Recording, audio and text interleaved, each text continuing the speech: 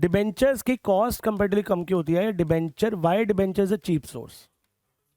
So I will give you 2 answers. ये first वाला ना बुकिश आंसर नहीं है, ये मुझे लगता है ऐसा. तो it is one of that option which is readily available.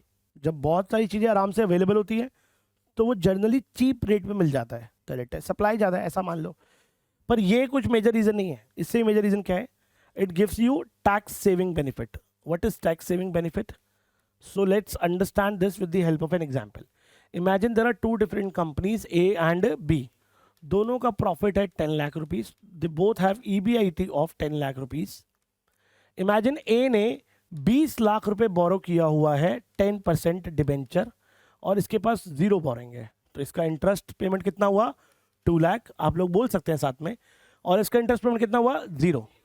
यहाँ पर जो रिमेनिंग बचा वो हो गया 8 लाख और यहाँ पे जो बचा वो कितना हो गया? 10 लाख. अगर मुझे इनकी टैक्स लायबिलिटी पे करनी है तो the tax liability would B 240, है ना, एज्यूमिंग स्टैंडर्ड रेट एज 30%. और यहाँ पे tax liability would be 3 lakh assuming standard age at again 30%. करे बेटा, दोनों में अलग अलग अमाउंट है. यहाँ पर जो पैसा बचा वो है 5,60,000. यहाँ पे जो पैसा बचा वो क्या है? 7 lakh.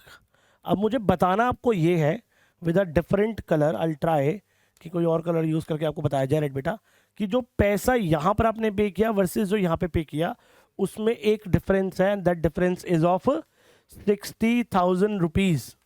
That difference is of 60,000 rupees. कर बेटा, वो 60,000 रुपये का डिफरेंस है. राइट बेटा, ये 60,000 रुपये मेरे बाय डिफॉल्ट क्या हो गए बेटा? बिकॉज मैंने ये 20 लाख रुपए बोरो किया, 60,000 रुपये सेव हो गए. क्या हो गए बेटा? सेव. Are getting me? मुझे 60,000 का टैक्स कम पे करना पड़ा. कितने बच्चों को ये बात समझ आई? रेज हैंड फटाफट से. मुझे 60,000 का टैक्स कम पे करना पड़ा. राइट बेटा, एंड दैट इज वाई, क्योंकि आपका टैक्स बचा रहा है तो डिबेंचर इज कंपेरेटिवली बिकमिंग कौन सा सोर्स बेटा? Cheap source. कैसे? 10% दिख तो रहा है पर अगर आप ध्यान से देखो तो आपने पे कितना किया है? 10% की जगह आपने पे किया है बेटा, है ना. जो दिख 10% रहा है पर आपने 60,000 बचा लिए तो आपने 140 पे किया. कितना पे किया बेटा? 140. तो मतलब ये रियलिटी में 10% है पर आफ्टर सब कुछ पड़ रहा है आपको कितना?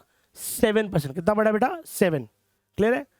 आप ध्यान से देखो, ये रियलिटी में 10% है. 2 लाख रुपए बचा. कितना इसकी वजह से टैक्स? 60,000 रुपए. तो 2 लाख में 60,000 एक तरीके से कैश बैक आ गया. क्या आ गया बेटा? तो आपने पे कितना किया? 1,40,000. 1,40,000 इज 7%. करेक्ट है. That's why debenture becomes cheaper source. Yes Vanshika, समझ आया पुत्र?